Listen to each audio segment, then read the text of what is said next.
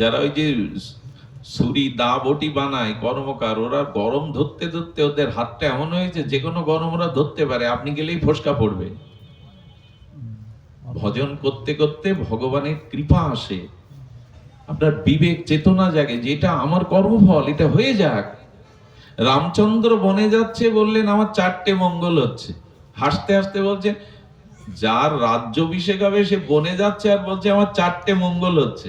সেই মানুষ মনুষ্যত্ব অর্জন করে, এমনকি দেবত্ব অর্জন করে সেই জগৎ থেকে চলে যেতে পারে।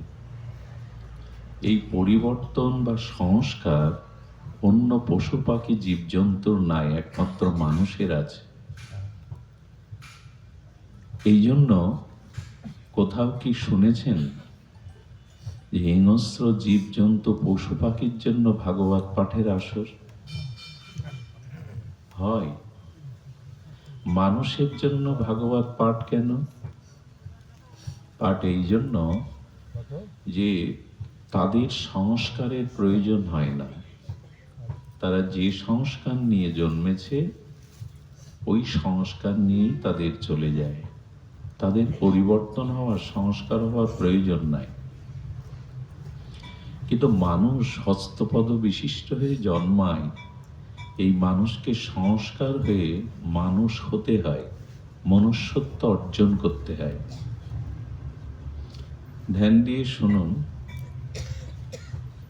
কাউকে প্রণাম করলে গুরুজন, আচার্যজন, মহাপুরুষরা বলে কি আশীর্বাদ করব?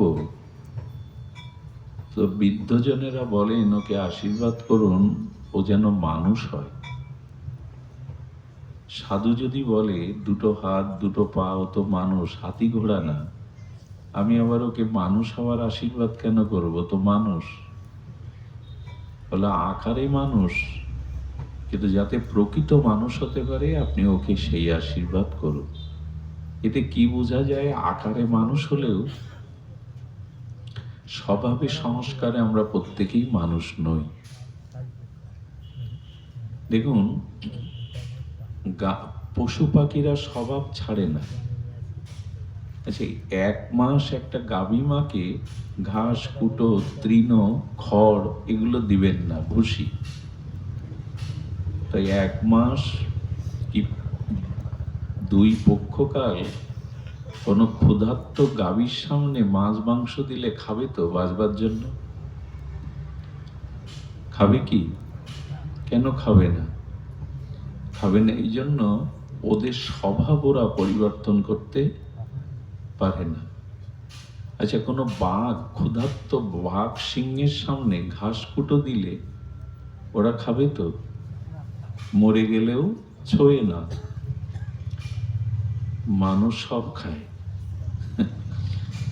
এদের কোনো বাধা নিষেধ, যেন মানুষকে বলা হয় সর্বভূক প্রাণী, সব খায়। এই ধোঁয়াগুলো কিসের আসছে? আচ্ছা, আমি বলছি দাদা, ওই সাউন্ডটা একটু এ করে দেন তো, ফিডব্যাক আসছে। জয় রাধে, জয় রাধে। তো ধ্যান দিন। তার মানে একটি কুকুরের বাচ্চাকে জলে ছেড়ে দিন, ওকে কেউ সাঁতার শেখায়নি, কিন্তু ও সাঁতরিয়ে উঠতে পারবে। কিন্তু এই উন্নত মানুষের কোনো বাচ্চাকে সাঁতার না শিখিয়ে জলে ছেড়ে দিন, ও ডুবে মরবে। মানুষকে তার মনুষ্যত্বটা অর্জন করতে হয়, পশুদের তা করতে হয় না। ওরা পশু হয়ে জন্মায়, পশু হয়ে মরে। এখন আমাদের জানতে হবে যে আমরা এই যে মনুষ্য আকার বিশিষ্ট হয়ে এসছি, তা আমাদের মধ্যে প্রকৃত মনুষ্যত্ব কি করে অর্জন হবে? এই অর্জনের প্রথম সংজ্ঞা হলো, দেখুন আমাদের সংস্কারের, কারণ অনন্ত জন্মের একটা সংস্কার আমার মধ্যে রয়ে গেছে। আর সেই সংস্কারটা কেমন জানেন? প্রবৃত্তির দিকে, ভোগের দিকে। একটু কষ্ট হলেও, কষ্ট পেলেও কথাটি একটু ধ্যান দিয়ে শুনুন। আমাদের স্বভাব প্রয়াত ভোগের দিকে। প্রবৃত্তির দিকে, ভোগাসক্তির দিকে, প্রায়শ আমরা ত্যাগ বৈরাগ্যের দিকে যেতে পারি না।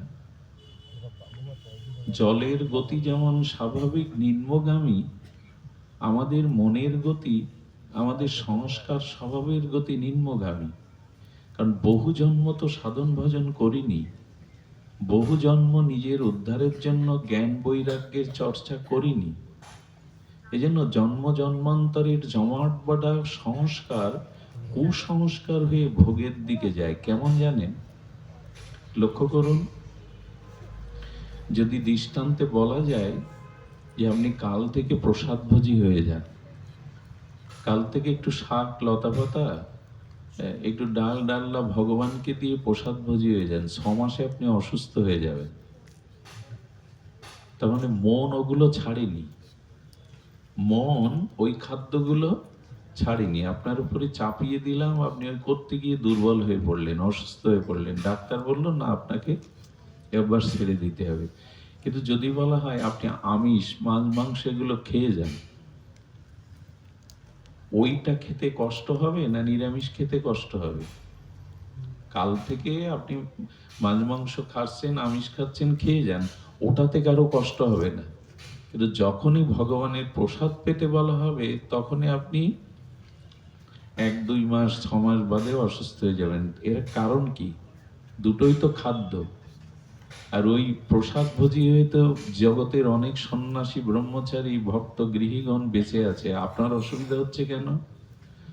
অনেক জন্ম এই খাদ্যটা খাওয়া আমার অভ্যাস নাই, ওইটা আছে। লক্ষ্য করবেন, এই জন্য আমাদের সংস্কারটা ঠিক উন্নত না। আমাদের সংস্কার অত উন্নত না, কারণ পূর্ব আমাদের এই সংস্কার নাই। আর মানুষের বর্তমান আচার আচরণ, তার গতি প্রকৃতি প্রবৃত্তি চরিত্র বড় ভোগের দিকে চলে গেছে। ভোগ সর্বস্ব জীবন আমাদের, স্থূল এই ভোগ সর্বস্ব জীবন। এখানে আমরা দেহকে সাজাতে সবাই ব্যস্ত। এই জন্য প্রত্যেকের ঘরে দেখবেন দেহের প্রসাধনী আছে, চুল থেকে নখ থেকে শুরু করে সমস্ত দেহকে সাজাবার প্রসাধনী আছে। কিন্তু চরিত্রকে সুন্দর করবার, আত্মাকে উৎকর্ষ করবার কোনো প্রসাধনী আমাদের ঘরে নাই। এই জন্য আমরা দেহকে নিয়ে বড় ব্যস্ত, দেহের সুখ ভোগ, দেহের সৌন্দর্য, দেহের পরিপাটি নিয়ে বড় ব্যস্ত। এই জন্য সব থেকে কষ্টের কথা কি জানেন? কষ্টের কথা, আমরা নাম যজ্ঞে গিয়েও নখ পালিশ কিনি, নাম যজ্ঞ গিয়ে বসে বসে পাঁপড় ভাজা খাই। ওইটা ওর জায়গা, মানে হরিনামের জায়গায় পাঁপড় ভাজা, বাদাম ভাজা আর চুরি ফিতি নখ পালিশ কেনার জায়গা। যাচ্ছি কৃষ্ণ নাম শুনতে, আর গিয়ে খুব বলিতে বলি কি, যেখানে হয় হরি নাম সংকীর্তন সেটা হয় বৃন্দাবন। বৃন্দাবনে পাঁপড় ভাজা খেতে যেতে হয়, বৃন্দাবনে বাদাম খেতে যেতে হয়, বৃন্দাবনে মনোহারি দোকানে ঘন্টার পর ঘন্টা চুরি ফিতে এগুলো কিনতে হয়। আমরা করি এই জন্য যে আমাদের অনেক জন্ম নামের রুচি নেই। এই জন্য ওখানে নাম হচ্ছে যারা এত করে নাম দিল, যারা 6 মাস ধরে বিজ্ঞাপন করে প্রচার করে আর আমাদের ওখানে আসবেন, এই নববৃন্দাবনে হরিনাম শুনবেন, রাত 11টার সময় কমিটির লোকজনও খেয়ে দিয়ে বাড়ি ঘুমায়, নামের ওখানে কেউ থাকে না। অথচ ওরাই নাম যজ্ঞের আয়োজন করেছেন। নিতাই গৌরকে ঠাকুর ঘরে রেখে, যুগলকে ঠাকুর ঘরে রেখে কমিটির সব ঘুমাতে যায়। ভগবান তুমি জাগো, আর তোমার নাম সারা রাত ওদের টাকা দিয়ে আনা, তো ওরা করুক, আমরা ঘুমাই। মানে ওই যে একটা রাত বসে ভগবানের নাম শুনবো, সে জাতীয় রুচি আমাদের নাই। এইখানে আপনাদের অনেকের অলসতা আসবে, কারো ঝিমানো আসবে, কারো এই কঠিন শীতে একটু শরীর জড়সড় হয়ে যাবে। কিন্তু এখন যদি আপনাদের এসি বাসে করে ব্যান্ড বাজাতে বাজাতে বরযাত্রী নিয়ে যাওয়া যায়, এই অলসতা আসবে না। এর কারণ হলো আমাদের ত্যাগ বা বৈরাগ্যের স্বভাব পূর্ব থেকে খুব বেশি নাই। অনেক জন্ম এরকম ভোগ করেছি, দেহ ভোগ করেছি, দেহ সুখের চিন্তা করেছি। এই জন্য আমাদের ঠিক ওই সংস্কারটা সহজে সবার আসে না। এই জন্য মানুষকে কি হতে হবে, সংস্কার হতে হবে। সেই শ্লোকটা এখানে লক্ষ্য রেখে শুনুন। যথা কাঞ্চনতাং জাতি কাংশস্য রসবিধানাত। আহা, কি অপূর্ব কথা বলেছেন। বলছেন যে দেখুন, কাঁসার থালাগুলো অনেক সময় ময়লা জমে যায়, তার চকচকে উজ্জ্বল বর্ণ ঢেকে যায়। তো তেঁতুল এই বস্তুর রস দিয়ে বা তেঁতুল দিয়ে যখন ওটা মাজেন, তখন সোনার মতো চকচক করে, উজ্জ্বল। ওই রংটা ওর মধ্যে ছিল, কিন্তু যে ময়লাটা জমে গেছে, আপনি ওই তেঁতুলের কটু রসাদি দ্বারা যখন মার্জন করলেন, তখন তার মলিনতা ঘুচে গিয়ে স্বর্ণবর্ণের মতো উজ্জ্বল রং ওর মধ্যেই তো ছিল। রংটা অন্যখান থেকে এনে প্রকাশ করা হয়নি, কিন্তু এই রংটা নানান মলিনতায় ঢাকা ছিল। এই তেঁতুল রূপ কটু রস দিয়ে মার্জন করলেন, তাতে সোনার মতো চকচক রং বেরিয়ে গেল। আমাদেরও অনেক জন্মের এই মনে কামনা বাসনা ভোগ ওইগুলো ময়লা জমে গেছে। এখন শ্রীগুরু কৃপা, মন্ত্র কৃপা, হরিনামের কৃপা, হরি কথার কৃপা কর্ণ দিয়ে যদি ওইটা মার্জন করতে পারেন, তখন মনুষ্যত্বের রং বেরিয়ে পড়বে। আপনার ভিতরে মনুষ্যত্বটা বেরিয়ে পড়বে, তখন উজ্জ্বল রং হয়ে যাবে। এই জন্য শাস্ত্রে বলছেন যে সৎ দীক্ষার মাধ্যমে, দীক্ষাটা প্রয়োজন কেন জানেন? খুব মূল্যবান একটা কথা স্মরণে এলো। প্রথমে দীক্ষাটা এই যে সংস্কারে নদীজোচ্ছতে, দীক্ষা এই জন্য যে আমাকে ওই পূর্ব অনাদিকালের কুসংস্কারের স্বভাবটা সংস্কার করতে হবে। কাঁসার থালাটা ময়লা জমে গেছে, ওকে এখন মার্জন করে ওর উজ্জ্বল বর্ণ রংটা ফিরিয়ে দিতে হবে। তো আমাদের এই জন্য দীক্ষাটার গুরুদেবের কি কাজ জানেন? বৃন্দাবনের দুজন মহাত্মা একটা কুঠিরের মধ্যে দরজা জানলা আটকে ভগবত কথা বলছেন। বাইরের কাউকে শোনানোর তো তাদের ইচ্ছা না, তারা অন্তরঙ্গে রাধা মাধবের নাম রূপ লীলা মহিমা এই আস্বাদন করছেন। একটা চড়ুই পাখি বাইরে থেকে কোন ফাঁসা দিয়ে ঢুকে ওর মধ্যে আটকে গেছে। অন্ধকার কুটিরের মধ্যে আটকে ছটপট করছে, এপাশ ওপাশ করছে, বেরিয়ে যাওয়ার চেষ্টা করছে, পাচ্ছে না, হাঁপিয়ে যাচ্ছে। এরকম হয়তো ঘরে ঢোকে না চড়ুই পাখি। তোর মধ্যে এক মহাত্মা লক্ষ্য করেছে, করে গিয়ে আস্তে আস্তে দরজাটা খুলে দিল। ও তখন এই বদ্ধ অন্ধকার, এই রুদ্ধ দুয়ারের মধ্যে থেকে মুক্তির আনন্দে উড়ে গেল। পাশের যিনি মহাজন ছিলেন, তিনি বললেন, ওই চড়ুই পাখিটার আজ থেকে আপনি গুরুদেব। এটাই গুরুদেবের কাজ। আমার মতো জীব এই সংসার খাঁচাতে কত জন্ম ধরে ছটফট করছে, বেরোতে পারছে না, আটকে আছে। যিনি এই বন্ধন থেকে, এই ভববন্ধন থেকে, এই সংসার রূপ কারাগার থেকে আমাকে মুক্তি দিয়ে গোবিন্দ চরণে পৌঁছে দিতে পারেন, এটাই শ্রী গুরুদেবের কাজ, এটাই শ্রী গুরু মহারাজের কাজ। পাখিটাকে মুক্ত করে দিল। আমাদের এই জন্য শ্রীগুরু চরণে যেতে হবে, সাধুগুরু বৈষ্ণবের কাছে যেতে হবে, হরিকথা হরিনাম গ্রহণ করতে হবে। কারণ ময়লা জমেছে অনেক জন্মের, আমাদের রুচিটাই নষ্ট হয়ে গেছে। আপনার সন্তান বা স্বামী আজ 2 লাখ টাকা আয় করেছে, ওইটা আপনাকে গুনতে দেয়া হবে। আপনি 2 ঘন্টা বসে টাকাগুলো সাইজ করে গুনতে গিয়ে আপনার অলসতা আসবে না, অরুচি আসবে না। কিন্তু যদি বলা হয় আধা ঘন্টার নামের মালা নিয়ে নাম করতে, তখন রুচি আসবে না, ঘুম আসবে, অলসতা আসবে। তার মানে কি? তারপরে বিষয়ের প্রতি রুচিটা আমাদের অনেক জন্মের, হরিনামের প্রতি, হরিকথার প্রতি, সাধনার প্রতি রুচিটা নাই। এই জন্য সংস্কার আসতে হবে। হরিকথায় যারা আসেন তাদের সংস্কার হয়। সংস্কার হয় কেন জানেন? হরিকথা হলো দর্পণ, ভাগবত হলো দর্পণ, মানে আয়না। আয়না আমাদের সব থেকে বড় উপকার কি করে জানেন? আয়না আমি যেমন, আমাকে সেরূপ দেখায়, ভুল দেখায় না। আয়না ঠিক আমি যেমন, তার মানে আমার মুখে যদি কোনো অসুন্দরতার কালো চিহ্ন থাকে, আয়না কি করে? দেখিয়ে দেয়। আমি যদি সুন্দর হই তো আমাকে সুন্দর দেখায়, আমি যদি অসুন্দর সেজে যাই, আয়না আমাকে ও সঠিকটা দেখায়। এই জন্য আয়নার এক নাম দর্পণ, আর দর্পণকে বলা হয় বিবেক। ভাগবতে এলে পুণ্য হবে কিনা জানি না, কিন্তু এখানে আসলে বিবেক পাবেন।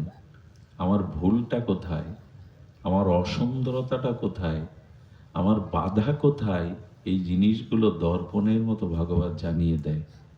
এই জন্য ভাগবত এলে একটা সামনে দর্পণ, একটা কাজ দেখতে পায়, আমি সেখানে আমাকে দেখি, আমার অবস্থান কোথায়, কি করণীয়, আমি করছিটা কি, আমার ভেতরের অশুদ্ধতাটা কোথায়। কিছু মনে করবেন না, আজকের ধর্ম কর্ম আচরণে আমরা যেটা করছি আদৌ সেটা ভক্তি হবে কিনা সন্দেহ আছে। খুব ধ্যান দিয়ে শুনুন। অনেকেই দেখেছি গঙ্গা স্নানে যায়, কোনো যোগে স্নান হয় না, সেখানে হাজার হাজার লোক, এমনকি লক্ষ লক্ষ লোক যায়। ধরুন গঙ্গা স্নানে যাচ্ছে, তো যাওয়ার আগে একটা সমিতি বানায়, গঙ্গা স্নান সমিতি করে গেঞ্জি ছাপায়, সামনে মহাদেব, পেছনে ত্রিশূল, ছাপায় কিনা ওম নমঃ শিবায় লেখা, তারপরে কাঁধে একটা ঝুলিয়ে নেয়, গঙ্গার জল আনবে, কলসি ঝুলিয়ে নেয়, এইভাবে দল বেঁধে ভগবান শিবের ছবি, সামনে ত্রিশূলের ছবি, হ্যাঁ এই করছে। করতে করতে কি করে জানেন? হাঁটতে হাঁটতে মুখে আবার ধূপও জ্বালায়। এখানে শিব, মানে বুকে শিব, পেছনে ত্রিশূল, জলের পাত্র নিয়েছে, হর হর মহাদেব বলতে আবার ধূপ ধরায়। আবার কি করে জানেন? যেতে যেতে ওইটা ছাড়তে পারেনি যেটা কৃষ্ণ ছাড়তে পারত না, বাঁশি। আমরাও এখন রাত দিন ঘুমের মধ্যেও বুকে করে রাখি একটা জিনিস। কৃষ্ণ ঘুমিয়ে পড়লেও বাঁশি রাখতো বুকে, আমরা এখন ঘুমাই বুকে করে একটা জিনিস। তো ও করে কি জানেন? এপাশে শিব, এপাশে ত্রিশূল, আর এই কাঁধে রয়েছে ঘট গঙ্গা জল আনার। এবার কি করে জানেন? মোবাইলটা নিয়ে ঘাড় বাঁকায়। কি গো ছেলেটা কি করছে? বাড়ি সব ঠিকঠাক আছো তো? চিন্তা করো না আমার জন্য। ওইখানে বসে গল্প করছে, এটা ঘাড় বেঁকিয়ে, এক হাতে তো এইটা। আরে বাজার থেকে, প্রেস থেকে শিব ঠাকুরকে বুকে ছাপালে কাজ হবে না, ত্রিশূল পেছনে রাখলে কাজ হবে না। হনুমানের মতো, হনুমানের বুকে রাম সীতা প্রেসে ছাপানো না। হনুমানের বুকে যে রাম সীতা, ওটা প্রেস থেকে ছাপানো। এই সব তাল আমাদের। বৃন্দাবনে গেছি বাবা, বৃন্দাবনে গিয়েও 10 বার, আমার সাথে একবার একটা লোক গিয়েছিল। লোকটা দাবি করলো যে আমি আপনাদের সাথে একবার যাব। কি বলবো আপনাদের, 20 বার করে তার গিন্নির সাথে ওই লাইভে কথা বলে, 20 বার। আরে বাবা তুই বৃন্দাবনে গেছিস কেন? আমরা এখন সংসার, উপাসনা কাকে বলে জানেন? এই যে আপনারাও যে হরিকথা শুনতে এসছেন, এই হরিকথা শোনার উপাসনা কাকে বলে, ভজন কাকে বলে? উপযুক্ত আসনা, ইতি উপাসনা। উপ মানে নিকটে, আর আসনা মানে নিকটে বসা। অর্থাৎ যার উপাসনা করছি তার চরণে, তার নাম রূপ লীলার কাছে বসে থাকা। এখন আমি মন্দিরে গিয়ে যদি ছেলের চাকরির জন্য ভাবতে থাকি, ঠাকুর ছেলের চাকরিটা হোক, এটাই হোক, তো আমি ছেলের চাকরির মধ্যে আছি না গোবিন্দের চরণের নিকটে আছি, না চাকরির নিকটে আছি? কোথায় আছি? বোঝা যায় কি শব্দগুলো? উপাসনা মানে নিকটে বসা। তো আপনার শরীর যেখানে আপনি সেখানে নাই, আপনার মন যেখানে আপনি সেখানে। এখানে আপনার শরীর থাকতে পারে, কিন্তু এখন মন যদি অন্য ভাবনায় চলে যায়, আপনি এখানে নাই। শরীর যেখানে, ওইখানে আপনি থাকেন না। যেখানে আপনার মন থাকে সেখানে আপনি থাকেন। তো উপাসনা মানে মন প্রাণ দেহ দিয়ে ভগবানের কাছে বসা। ওইখানে বসে আপনি বিষয় চিন্তা করছেন। আপনি কি ভগবানের কাছে বসেছেন না বিষয়ের কাছে বসেছেন? এই জন্য উপাসনা আচরণ করছি বটে আমরা, কিন্তু কি করছি তা জানি না। শিব ঠাকুর পার্বতীকে বলছেন, পার্বতী আজকে গঙ্গা স্নানের যোগ। বলে, দেখছি তো প্রভু, শত নয়, সহস্র নয়, লক্ষ লোক গঙ্গা স্নানে যাচ্ছে। আচ্ছা প্রভু, একটা জিজ্ঞাসা আছে। মাতা পার্বতী সময় পেলেই ভগবান শিবকে প্রশ্ন করতেন। আর ভগবান শিব এই ভাগবত বলেছেন কেন জানেন? মানুষ ভুলে গেছে, তাই ভগবান শঙ্কর এই ভাগবত তত্ত্ব, রামচরিত মানস, এগুলো জগতে উনি বলেছেন। তো পার্বতী বলছেন, গঙ্গা স্নানে প্রভু পাপ নাশ হয়। আপনার মস্তক থেকে গঙ্গার স্রোতধারা বইছে, গোবিন্দের চরণ চ্যুতা। তা গঙ্গা স্নানে, দর্শনে, বন্দনায় পাপ দূর হয়? বলে হ্যাঁ, দূর হয়। গঙ্গা দর্শনে, স্পর্শনে, অবগাহনে পাপ দূর হয়। বললেন, পাপ যদি গঙ্গা স্নানে দূর হয় প্রভু, তাহলে ভারতবর্ষ পাপীর সংখ্যা থাকার কথা না তো। কারণ গঙ্গায় তো ওরা চান করে, যারা গঙ্গার তীরে বাস করে। কলকাতার লোকজন চান করে না গঙ্গায়? তো যদি গঙ্গা স্নানে পাপ দূর হয়, তো পাপীর সংখ্যা তো কমার কথা, প্রতিদিন বাড়ছে কেন? ভোগীর সংখ্যা, পাপীর সংখ্যা বাড়ছে কেন? প্রশ্নটা কিন্তু সাধারণ নয়। এত নামযজ্ঞ, এত ভাগবত পাঠ, মানুষ বদলাচ্ছে না কেন? স্বভাব সংশোধন হচ্ছে না কেন? এইসব কারণগুলো আমাদের জানা দরকার। মাতা পার্বতীকে শিব ঠাকুর তখন বলছেন, ওই যারা স্নান করতে যাচ্ছে তারা গঙ্গার মহিমা তত্ত্ব জেনে যথাযথ শ্রদ্ধা বিশ্বাসে গঙ্গা স্নানের লক্ষ্যতে একজনই দূর হবে। তো মাতা পার্বতী বলছেন, তো প্রভু একটু দেখতে ইচ্ছা করছে কারা, আর তুমি বলছো এত স্নান করছে তাদের পাপ দূর হবে না। বলে চলো। কি করেছে দেখুন, ভগবান শঙ্কর একটা মায়ার কুয়ো সৃষ্টি করেছেন, আর নিজেকে পক্ষ কেশ অর্থাৎ পাকা চুল দাড়ি করে একটা বৃদ্ধ হয়ে কুয়োর মধ্যে পড়ে রয়েছেন। আর পার্বতী যুবতী, মনোরমা সুন্দরী যুবতী রূপে ওই কুয়োর পাশে দাঁড়িয়ে, যারা যাচ্ছে, একদল যুবক যাচ্ছে গঙ্গা স্নান করতে, আর একদল যুবক আসছে স্নান করে। বলছে, তোমরা আমার এই পতিদেবকে বাঁচাও, উনি কুয়োর মধ্যে পড়ে গেছে।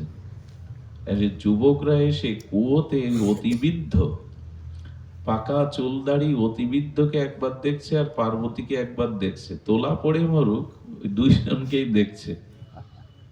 পার্বতীকে কি বললো জানেন? উনি কি আপনার? পার্বতীর তো রূপ জানেন। বলে, উনি আমার স্বামী। বলে, আর জায়গা পাননি আপনি? হ্যাঁ, এই বুড়ো মরতে বসেছে, আপনার মতো যুবতী সুন্দরী, ওরে প্রতিরূপে কে আপনাকে এই ঘাড়ে চাপিয়ে দিয়েছে? উদ্ধার পড়ে মরুক। আরে ও মরাই ভালো, তোমার মতো যুবতী সুন্দরী ওই বুড়ো মরাই ভালো। শিব ঠাকুর চোখ ইশারা করে পারে, এই হলো গঙ্গা স্নানে আসা লোক, এই হলো গঙ্গা স্নানে আসা লোক। কটা কুমারী মেয়ে যাচ্ছিল, এখন তো ওই যে সমিতি করে না, গঙ্গা স্নান সমিতি, সমিতি বানায়, গেঞ্জি ছাপায়। এরকম কিছু মেয়েরা হলুদ শাড়ি পরে যাচ্ছে। ওদের বলছে, মা এই তোমরা আমার পতি দেবতাকে বাঁচাও, এই পড়ে গেছে। এখন কিশোরী তো, মডার্ন কিশোরী, বর্তমান যুগের যুবতী, ওরা ওই একবার স্বামীকে দেখছে, একবার পারবে। তোমার স্বামী ওই, তোমার বুদ্ধি শুদ্ধি কিছু নাই? আরে আমাদের এই বয়স, এই রূপ, পিছনে 5-7 জন লেগে থাকে, হ্যাঁ, আমাকে পাওয়ার জন্য। তুমি বুড়োকে বরণ করেছো? আরে মরে যাক, তুমি আবার নতুন জীবন শুরু করো।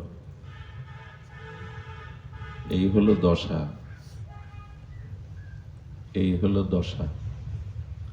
পূজা পার্বণের নাম করে আমরা শ্যামা সঙ্গীত হারিয়ে ফেলেছি, আমরা পদাবলী কীর্তন হারিয়ে ফেলেছি, আমরা পুরোনো দিনের সভ্য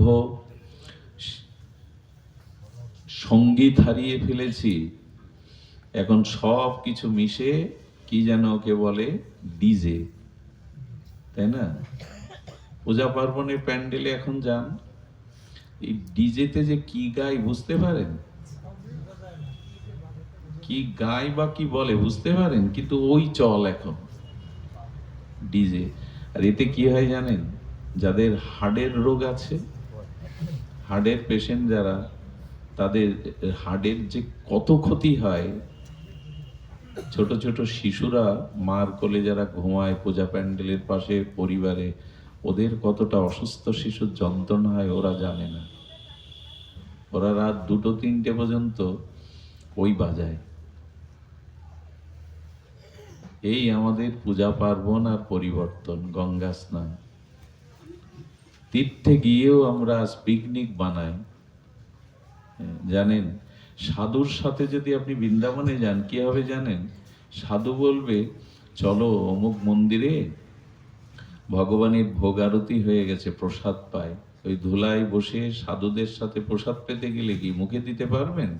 ওইখানে বসে 10 মিনিট অন্তত প্রসাদ গোবিন্দে বলতে হবে, 10 মিনিট জয়ধ্বনি দিতে হবে, তারপরে মুখে ওইখানে 10 মিনিট ভজন হয়ে গেল, ভোজনটা ভজন হয়ে গেল। যারা হোটেলে ওঠে, হোটেলের চেয়ার টেবিলে, বৃন্দাবনে হোটেল আছে, অনেকেই হোটেলে থাকে, ওইখানে চেয়ার টেবিলে খাদ্য খায়, ওখানে ওই নামটা হয়তো খাওয়ার আগে।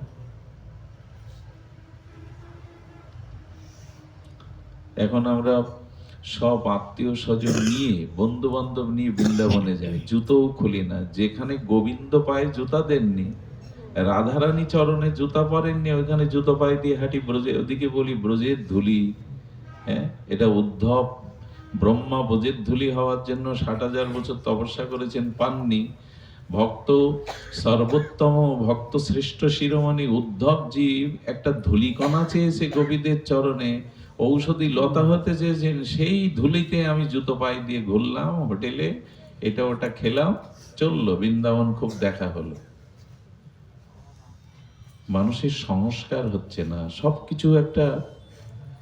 সবকিছুতে একটা সংস্কারের অভাব। এজন্য শুদ্ধ ভক্ত সঙ্গ করতে হবে আপনাকে, আর শুদ্ধ ভক্ত সঙ্গে শুদ্ধ ভাগবত শুনতে হবে। এছাড়া পরিবর্তনের কোনো সংস্কারের উপায় নাই। এখন চারিদিকটা আমরা আসতে গিয়ে দেখছিলাম কুয়াশায়। আমি তো প্রতি রাত্রেই সারাটা রাত কাটে রোডে, তো আসার সময় কুয়াশায় পথ দেখা যায় না। তখন একটা শব্দ মনে হয়, আশা।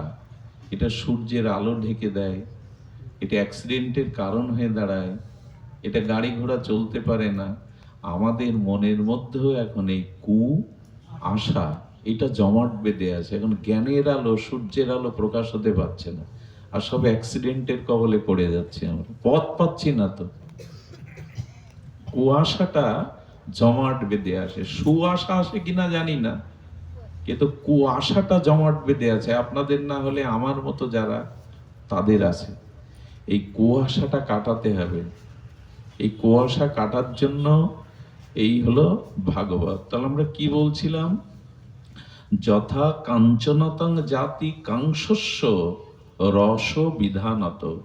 ওই পুরনো কাঁসার থালাটাতে কটু রস বিশিষ্ট তেঁতুল দিয়ে মার্জন করলে যেমন সুবর্ণের মতো উজ্জ্বল চকচক বর্ণ হয়, তাতে মুখ দেখা যায়, স্বচ্ছ সুন্দর হয়ে ওঠে, তেমনি দীক্ষার মাধ্যমে, শ্রী গুরুদেবের চরণ আশ্রয়ের মাধ্যমে আমাদের এই ভগবত ভজনের দ্বারা নিজেকে মানুষ করে তুলতে হবে, সংস্কার করতে হবে। এই হলো প্রধান কথা, প্রথম কথা। আরেকটা জিনিস বলেছেন, দেখুন, এই ভজন এমন একটি বস্তু, এখানে আজকে আমাদের শিবদা যে জাতিতে জন্মেছেন, কে তাকে প্রণাম না করবে, কে তাকে শ্রদ্ধা না করবে, কে তাকে নিচে বলে জানবে? কারণ যেই ভজে সেই শ্রেষ্ঠ। যে ভজন করে, যে ভজে না, সে শ্রেষ্ঠ না।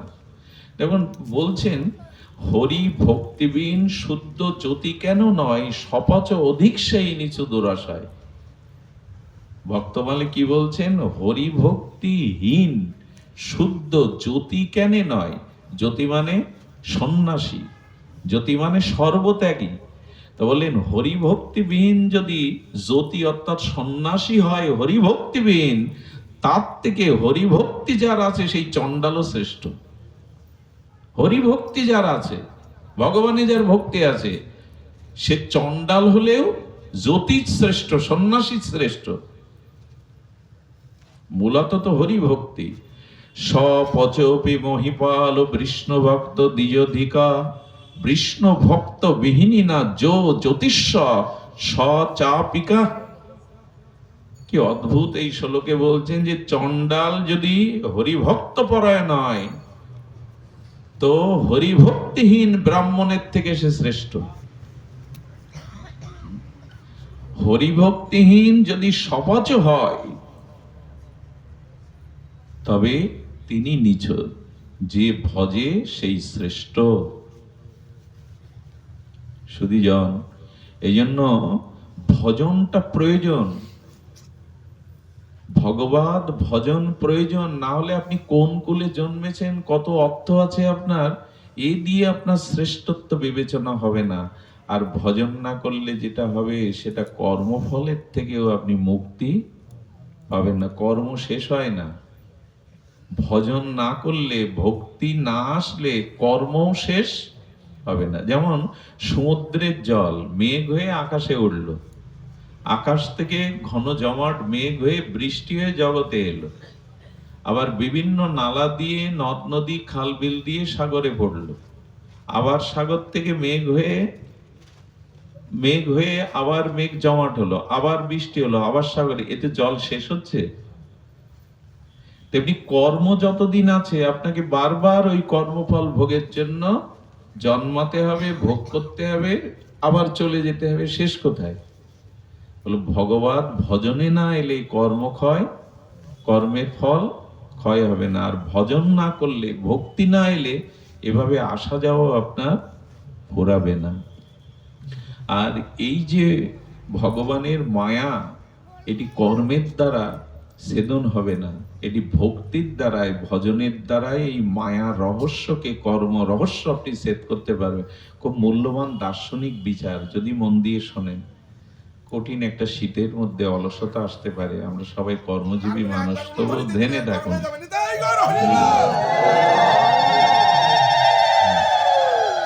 সুধীজন, এই জন্য একটু ধ্যান দিয়ে শুনুন। দেখুন, অনন্ত বিশ্ব ব্রহ্মাণ্ডের ব্রহ্মা হতে পিপিলিকা কীট পর্যন্ত সবাই ভগবানের বশীভূত, ভগবানের মায়াতে বশীভূত। তো অনন্ত ব্রহ্মাণ্ডের সমস্ত প্রাণী ভগবানের মায়াতে বশীভূত। একটা কুকুর এত স্বজাতি বিদ্রোহী, হিংস্র, কিন্তু তার বাচ্চা যখন হয় দেখবেন অন্যকে জীবন দিয়েও। আমি দেখেছিলাম একটা কুকুরের বাচ্চা মরে গেছে, সারা রাত তার মা ওই মরা বাচ্চা গা ছেটেছে এবং ওখানে আগলে ধরে বসে আছে। ওই সারা রাত তাকে সরানো যায়নি। মন না থাকলে, বিবেক না থাকলে, মমতা না থাকলেই করে। কুকুরটা ওইটা করে।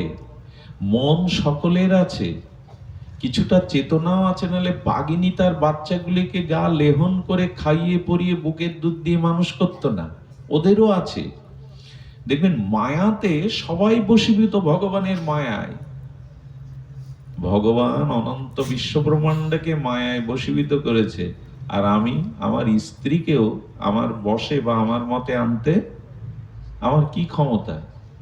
বাড়িতে দুজন ব্যক্তি, দুইজনই আমার বশীভূত নয়, অথচ অনন্ত বিশ্ব ব্রহ্মাণ্ডের ব্রহ্মা হতে কীট পর্যন্ত ভগবানের মায়ায় বশীভূত। কি ক্ষমতা আছে আমার? আমি আমার বাড়ির মানুষটাকেও আমার মনের মতো করে গড়তে বা বশীভূত করতে পারিনি।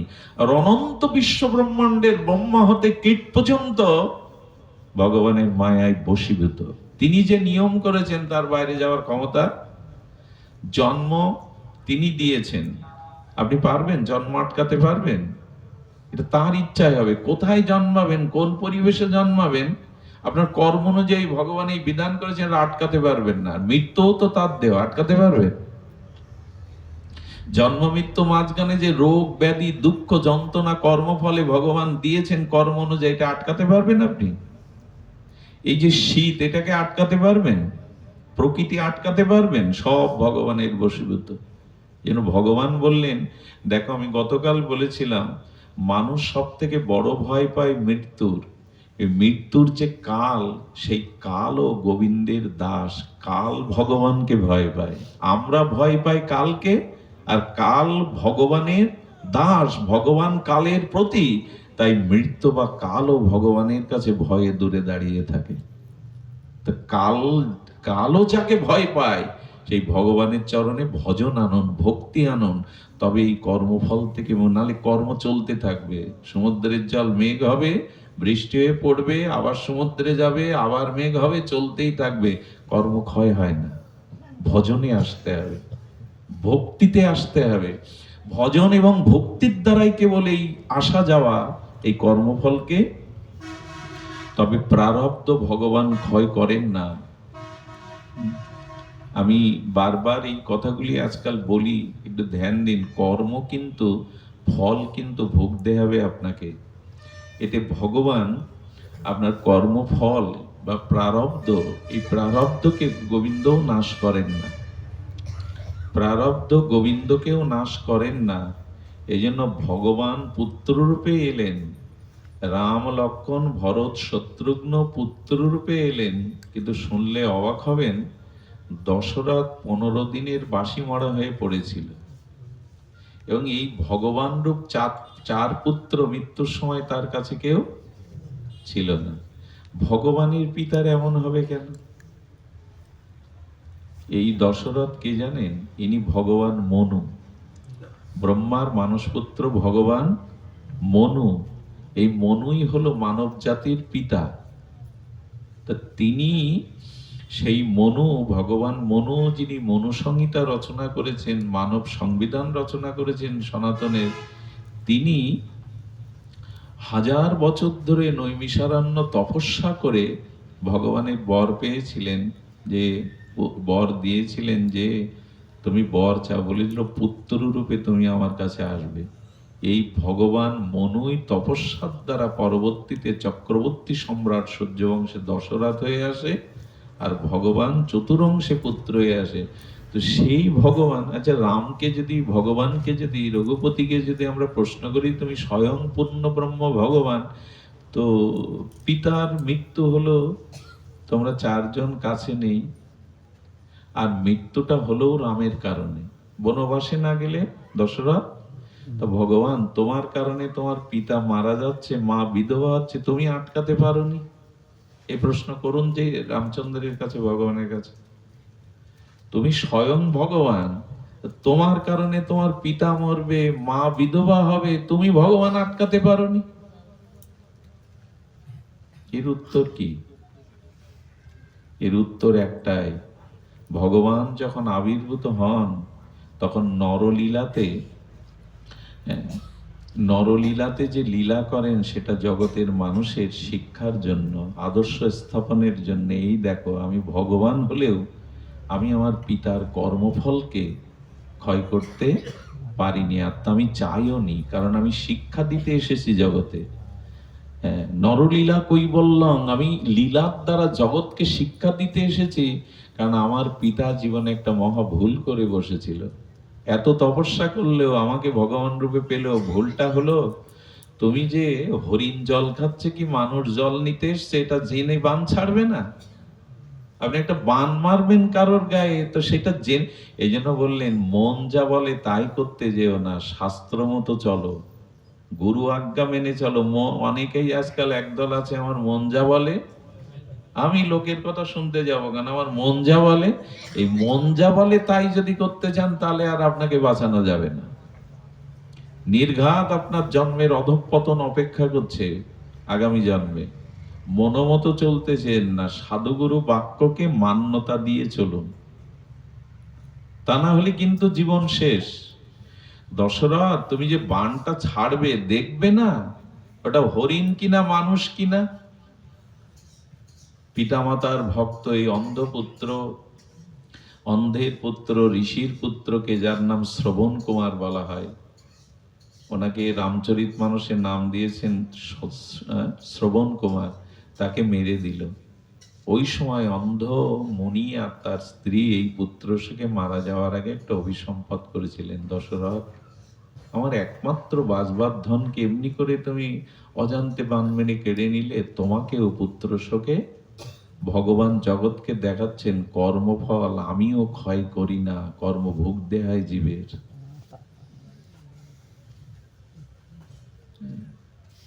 দেখালেন তিনি। আমরা আর কি শিখলাম জানি না। এই জন্য কর্মটা একটু হিসাব করে করতে হবে। কর্মফল কিন্তু কাউকে ছেড়ে দেবে না।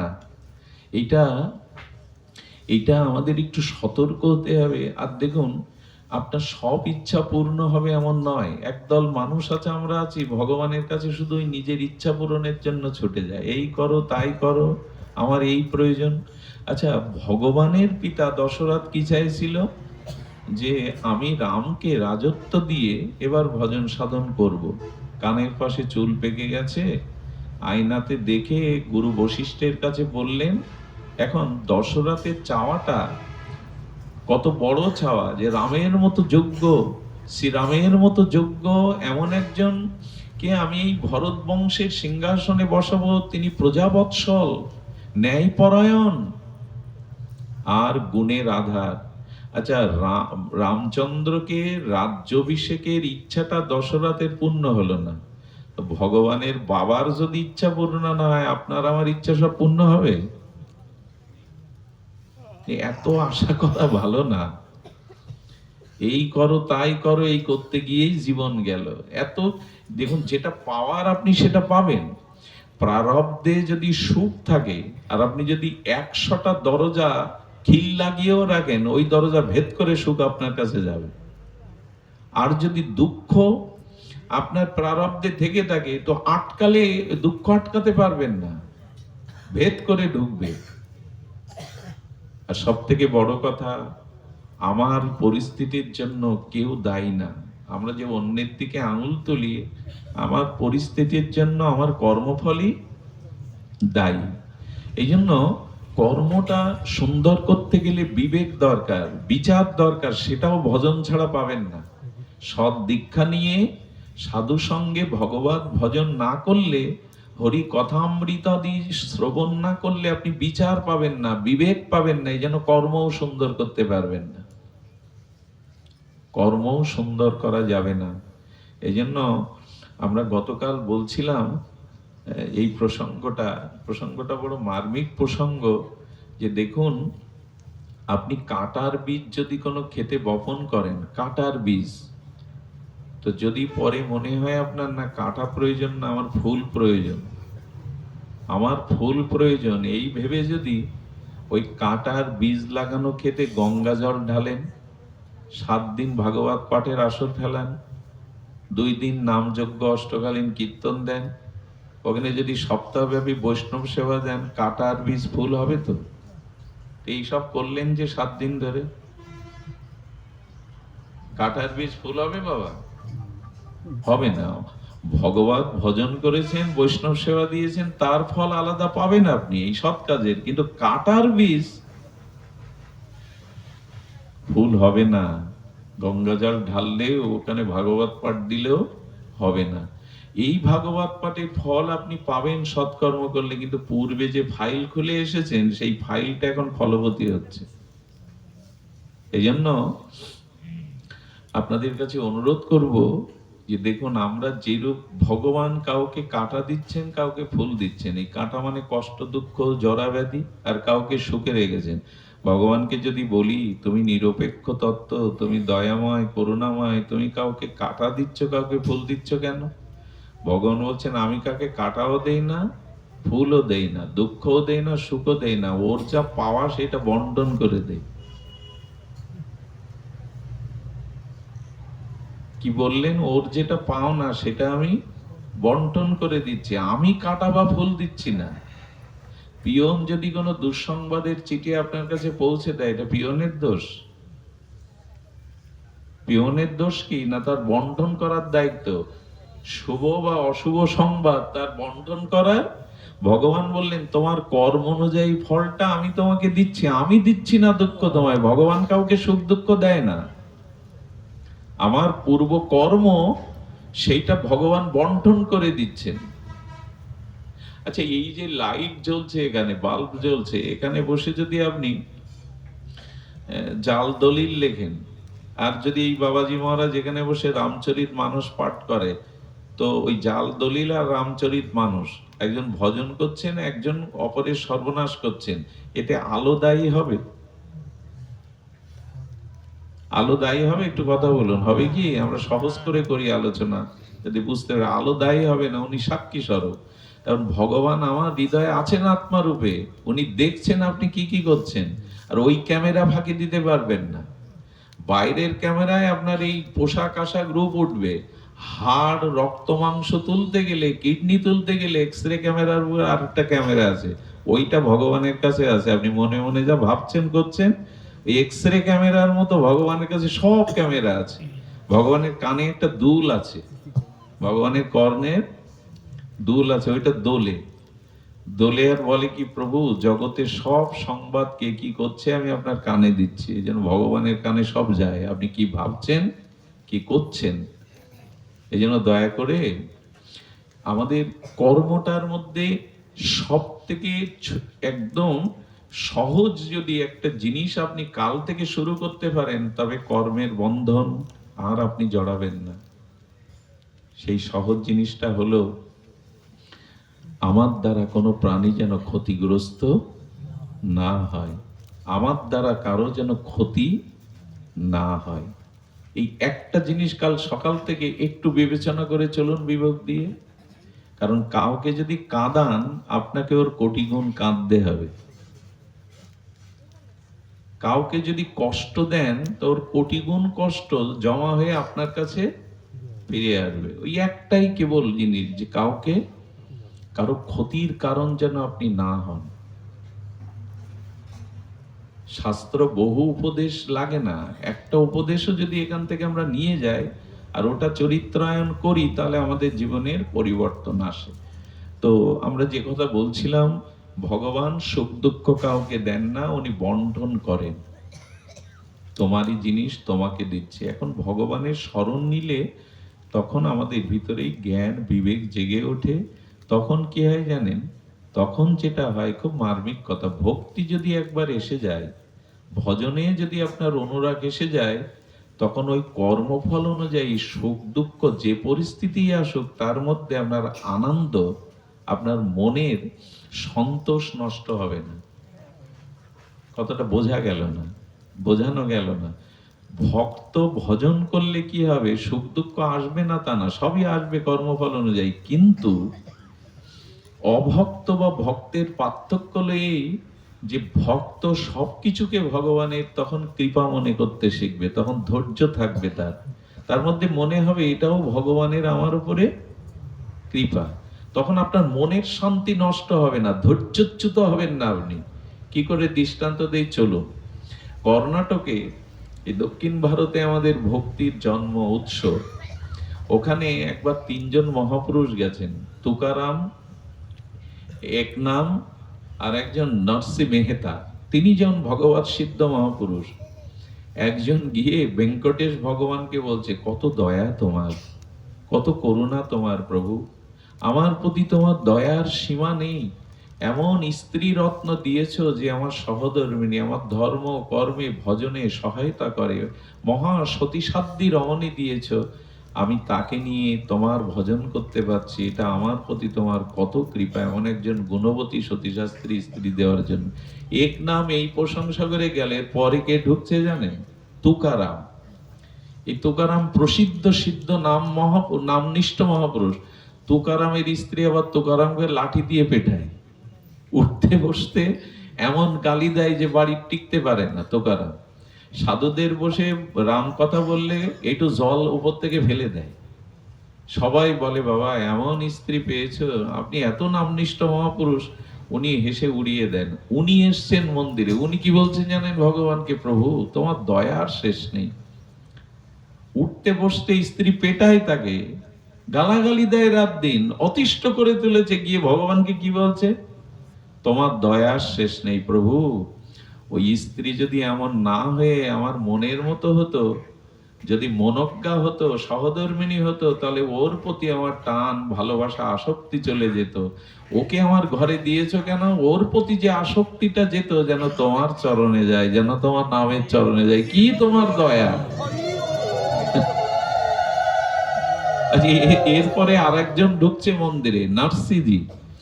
নরসিজির গত এক সপ্তাহে বউ মারা গেছে, যুবতী বউ মারা গেছে। আর ভগবানকে বলছে তোমার দয়ার শেষ আছে প্রভু, কত করুণা তোমার। কারণ এখন সে ঘরে নাই, আর আমাকে এই কথা সেই কথা শোনাবে না। এখন দিব্যি আমি একান্তে তোমার ভজন করতে পারবো, আর আমার বলবার মতো, জ্বালাতন করবার মতো। এই যে তিনটে দশা, তিনজন ভগবানকে ধন্যবাদ জানাতে গেছে। এটা কখন হয় জানেন? যখন আপনি ভজন করবেন, কর্মফলে দুঃখ আসলেও তখন একটা সহনশীলতা, একটা কৃপা মনে হবে, এটা হয়ে যাক, আমার কোনো জন্মের কর্ম শোধ হয়ে যাক, আমি মুক্ত হয়ে যাই। ডাক্তারকে টাকা দিয়ে আঙুল কেটে আসেন কেন? আরো ধন্যবাদ দিয়ে আসেন, কারণ গ্যাংগ্রিন হয়েছে, এই আঙুলটা কাটলে শরীরটা বেঁচে যাবে। তাই ডাক্তারকে ফি দিয়ে, প্রশংসা করে, ধন্যবাদ দিয়ে, যে আপনার আঙুল কাটলো তাকে ধন্যবাদ দিচ্ছেন কেন? দিচ্ছেন এই কারণে, ওই গ্যাংগ্রিনের আঙুলটা না কাটলে পুরো শরীরটা জর্জরিত। ভক্ত মনে করেন আমার কর্মফলে যে দুঃখ অপমানটা আসছে শোধ হয়ে যাক, শোধ হয়ে যাক। এই বুদ্ধিটা, এই জ্ঞানটা ভজন না করলে আপনার আসবে না। এই জন্য সুখ দুঃখ সবকিছুকেই তার কৃপা মনে হবে যদি ভজন অনুভূতি থাকে। নাহলে মুখে শুধু এ শুনে গেলে, কিন্তু শুনে গেলে আর বলে গেলে, ভজন না করলে কিন্তু ওই অবস্থা আসবে না। কি অবস্থা আসবে জানেন? টিয়া পাখি কিনুন, কিনে সমাজ তাকে রাধা কৃষ্ণ বলি শেখান, রাধা কৃষ্ণ রাধা কৃষ্ণ। লোক আসলে বলে, আর আমরা মনে করি পাখি হয়ে রাধা কৃষ্ণ বলছে এত স্পষ্ট। ওকে খাঁচা থেকে বের করে বিড়ালের সামনে দিন, তো বিড়াল যখন ওকে শিকার করতে যাবে রাধা কৃষ্ণ বলবে তো? কি বলবে? তখন আর রাধা কৃষ্ণ বেরোবে না। তা যারা ভগবানের ভজন করে না, শুধু বলে গেল আর শুনে গেল, আচরণ করলো না, তারা ওই দুঃখ যন্ত্রণা পরিস্থিতি আসলে বিড়ালের সামনে টিয়া পাখির মতো রাধা কৃষ্ণ আসবে না, তখন ট্যাটা বেরিয়ে যাবে। আচরণ করুন, ভজন করুন, তখন ওই বুদ্ধিটা, দদামি বুদ্ধি যোগাম, ভগবান তখন বুদ্ধি দেবে।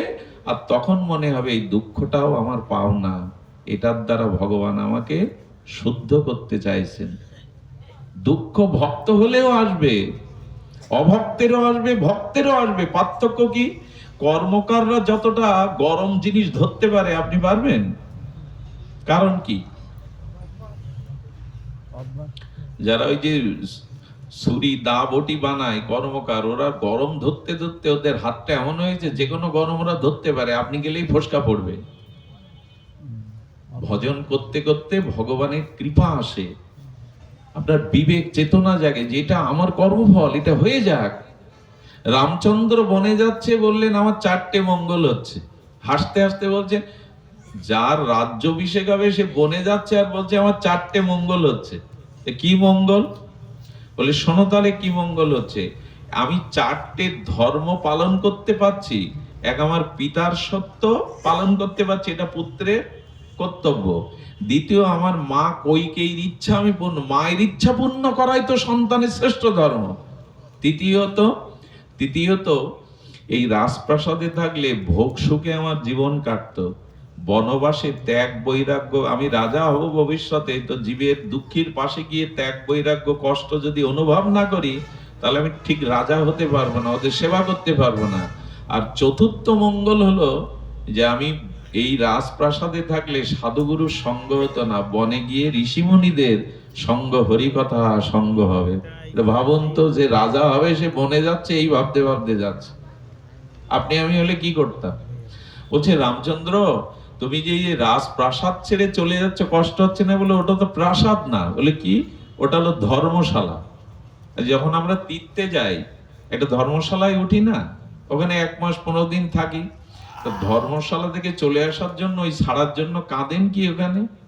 আরে ছেলে চলে যাচ্ছে, এটা আমার বাড়ি, কাঁদেন?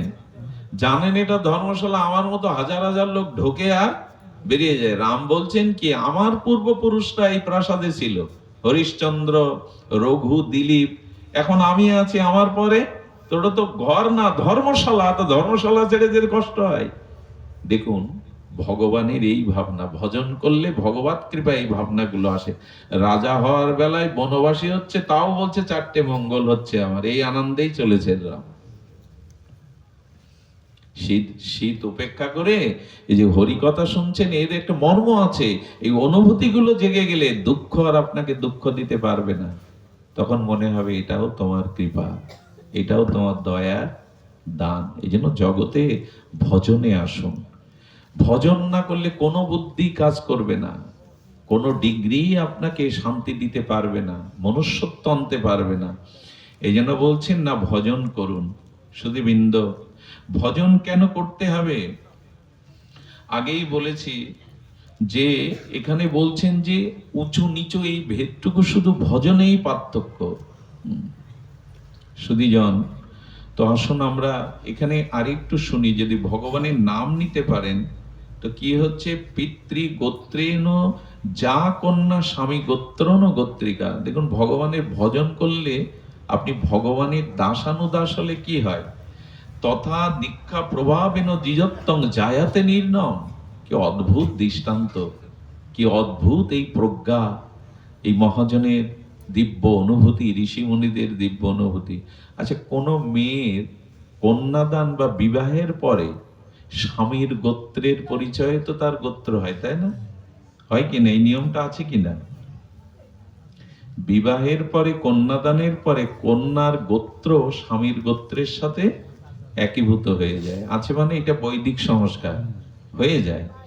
তো বললেন, একটা কন্যা যদি সেই বরমালা দিয়ে সমর্পণ করার পরে সেই স্বামীর গোত্রে গোত্রভূত হয়ে যায়, যখনই আপনি সদ্গুরুর চরণে দীক্ষা, মানে আত্মসমর্পণ, নিজেকে সমর্পণ করে দেওয়া, যখন দিলেন আপনি গুরুচরণে, তখন আর আগের গোত্র, আগের পরিচয় আপনার নাই। তখন আপনি গোবিন্দেরই একজন দাস হয়ে গেলেন। সমর্পণ করে আপনার গোত্র বদলে গেল।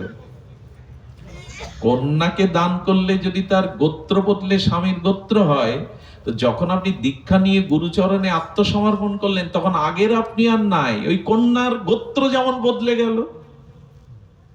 তখন আপনি গোবিন্দের দাস হলেন, শ্রী গুরুর দাস হলেন। তখন ভয় কি, গুরুদেবই আপনাকে এই ভব সংসার হতে, বন্ধন দশা থেকে মুক্ত করবে।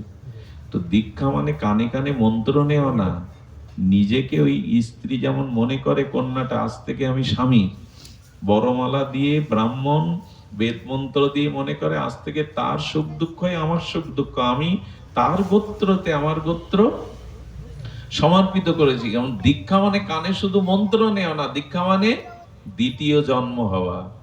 আমি গুরুচরণে আমার সর্বস্ব সম্পাদন করলাম। এইভাবে দীক্ষা হয়তো আমাদের, আর আমরা দীক্ষাকে এরকম ভাবি তো, কানে মন্ত্র নিতে হয়, গুরুদেব এসেছে নিয়ে নিলাম, ওই পর্যন্ত আর খোঁজ নেই।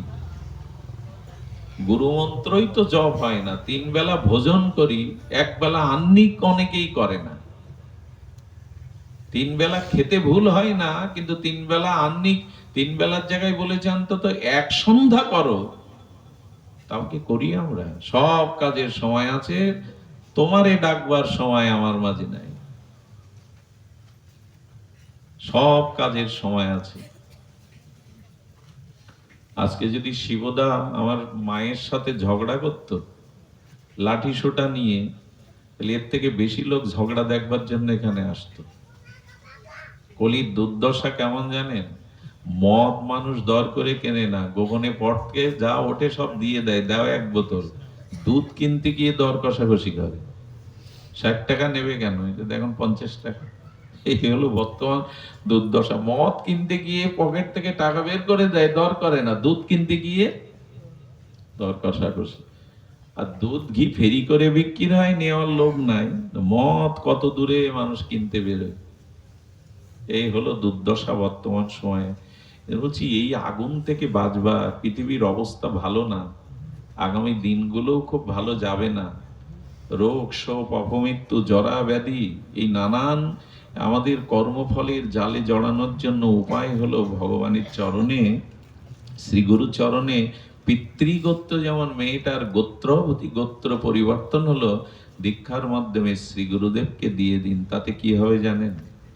একবার এক গুরুদেব বলছেন, তাড়াতাড়ি এদিকে আয়, কোথায় ছিলি? বলে, গুরুদেব এইটা এখন এলাম। যা ঠাকুর ঘরকে প্রণাম করে মালাটা নিয়ে আয়, জপের মালা। এ বলে ওই গাছতলায় বসে জপ করবি, আমি যতক্ষণ নাম বিশ্রাম না দিয়ে বলবো ততক্ষণ নাম বিশ্রাম দিবি না। সন্ধ্যা হয়ে গেল, খাওয়া নেই দাওয়া নেই, ওই জপ করছে করছে করছে, গুরুদেব আজ্ঞা না দিলে নাম বিশ্রাম দেওয়া যাবে না। সন্ধ্যার একটু আগে দেখছে কি একটা ঘূর্ণিঝড় ওর সামনে, আর কোথাও না। সেই ঘূর্ণিঝড়ের মধ্যে একটা বিকট কালো মূর্তি, বিভৎস মূর্তি, নাম করতে করতেই বলছে, কে তুমি? বলে, তোমার মৃত্যু, তোমার কাল আমি। তো আমার কাল কি? বলে, তোমার আয়ু ফুরিয়েছে, তোমাকে আমি নিতে এসছি। তো বলে, নিতে এসছি তো, এবং ঘুরছো কেন? বলে, আমি তোমার ভিতরে ঢুকতে পারছি না যতক্ষণ নাম বিশ্রাম না দিচ্ছ। যতক্ষণ নাম বিশ্রাম না দিচ্ছে আমি তোমার মধ্যে ওই অপেক্ষা করছি। বলে, এই জন্য উনি তখন বুঝলেন কেন গুরুদেব বলেছেন যে আমি না বললে নাম বিশ্রাম দিবি না। সন্ধ্যার অবর হয়ে গেলে গুরুদেব তখন ডেকে বললেন, আয়। চরণে পড়ার পরে বললেন, যা, এর বাকি সময়টুকু নামেই ব্যয় করবি, কারণ এই আয়ুটা তোকে আজ নাম ফিরিয়ে দিল। তোর আয়ু এখানে শেষ ছিল। এটা গুরুদেব পারে, শ্রী গুরুদেবের করুণা এটা, উনি পারেন। একটা জিনিস শুনে রাখুন, স্বয়ং অপ্রকট ভগবানের থেকে প্রকট গুরুদেবে যদি আরো বেশি শ্রদ্ধা হয়, তখন আপনি পার পেয়ে যাবেন। কথাটা আবার বলি, সাধারণ কথা না। অপ্রকট ভগবান অর্থাৎ নিত্য গোলাকে ভগবান আছেন, অপ্রকট ভগবানের থেকে প্রকট গুরুদেবে আরো অধিক শ্রদ্ধা আসতে হবে আপনার, তবে আপনি বাঁচবেন। গুরুদেব কেমন জানেন? এই কথাগুলো খুব মার্মিক কথা। অত বড় একটা হাতি, তার পিঠে দেখবেন মাউত রূপে অনেক বালক থাকে, থাকে না? কিশোর বালক। আচ্ছা, শক্তির বিচারে এই বালকের কি শক্তি আছে এই বলবান হস্তির কাছে? ওর মতো 10টা বালককে সুর দিয়ে পিঠ থেকে নামিয়ে পাপিষ্ট করে মেরে ফেলতে পারে। কিন্তু ওই বালক ডান দিকে যেতে বললে ও ডান দিকে যাচ্ছে, বাজারে যেতে বললে বাজারে যাচ্ছে, বাগানের দিকে যাচ্ছে হাতি, ওকে ডান দিকে ফেরাচ্ছে কি দিয়ে জানেন? অঙ্কুশ দিয়ে। অঙ্কুশ জানেন তো? একটা লাঠি রাখায় লোহার একটা শিক বাঁকা করা, ওইটা দিয়ে হাতিকে ডান দিকে সংকেত করে টান দিলে ওই দিকে যেতে বাধ্য। হাতি কি আর ওই লাঠি রাগায় ওইটুকু লোহার এতে নিয়ন্ত্রণ হয়? কিন্তু ওইটুকু অঙ্কুশে বাধ্য। তেমন আমার মন বলবান হস্তির মতো কামনা বাসনা বিষয়ের দিকে যেতে চায়।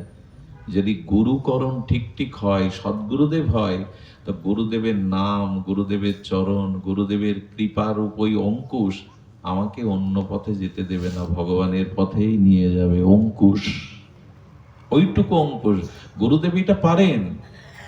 এই জন্য দীক্ষাটা নিতে গেলে আগে সৎ গুরুদেবের, ইনি সত্য সত্যই শাস্ত্র অনুযায়ী শ্রীগুরু পাদপদ্মের লক্ষণ আছে কিনা এইটা জেনে দীক্ষা টিক্ষা নিতে হবে। দীক্ষা যদি সদ্গুরুদেবের চরণে হয় তখন কি হয়? এই যে পিতৃ গোত্রে যথা কন্যা অবিবাহে থাকে, বিবাহ হইলে স্বামী গোত্র প্রবর্তকে, তথা বিষ্ণু মন্ত্র দীক্ষা মাত্রে শ্রেষ্ঠ হয়, নিচত্ব শূদ্রত যেদি দ্বিজত্বে পায়। এই দীক্ষার মাধ্যমে আপনার সংস্কার হবে, আপনি আপনি ভগবানের পরম কৃপা লাভ করবেন। আর দীক্ষার মাধ্যমে গুরুদেব যে মন্ত্রটা দেয়, যে হরিনাম আমার কানে দেয়, তখন এটা ফলবতী হয়ে যায়।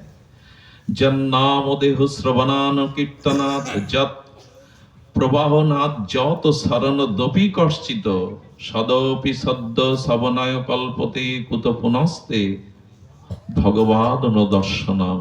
কি অপূর্ব শ্লোক দিয়েছেন এখানে, লক্ষ্য করুন।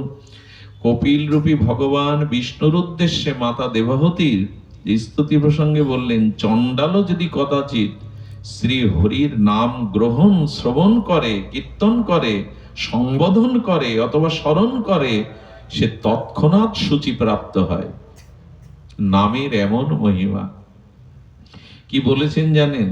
বলছেন ষোড়শী বাষ্পেয় অতিরাত্র আপ্তকাম নামক 7টি স্রোতযজ্ঞ, এই স্রোতযজ্ঞ নিমিত্তে যদি যজ্ঞ হয়, তবু বললেন ভগবানের এক নামের তুলনায় কোটি অশ্বমেধ যজ্ঞ সমান নয়।